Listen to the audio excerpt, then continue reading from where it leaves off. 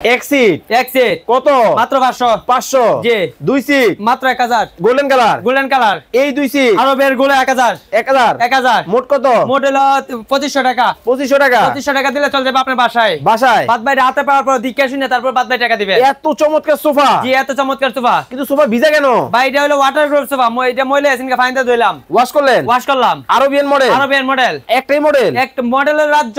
দেখেন মানে সরাসরি কারখানা থেকে দর্শক যারা সোফা নিতে চান।